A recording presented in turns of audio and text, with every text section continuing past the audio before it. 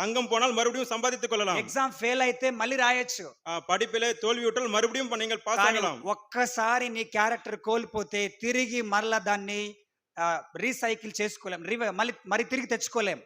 ஒரு வாட்டி உன்னுடைய கேரக்டர் நீ இழந்து விட்டால் மறுபடியும் நீ வாங்க முடியாது. నీకొచ్చే హస్బెండ్ కి నువ్వు ఇచ్చే గ్రేటెస్ట్ గిఫ్ట్ ఏంటంటే క్యారెక్టర్. உனக்கு வருகிற புருஷனுக்கு நீ கொடுக்க வேண்டிய மிக மிக முக்கியமான பரிசு என்னவென்றால் அது கேரக்டர் தான். నీకొచ్చే వైఫ్ కి నువ్వు ఇచ్చే గ్రేటెస్ట్ గిఫ్ట్ బహుమానం ఏంటంటే క్యారెక్టర్.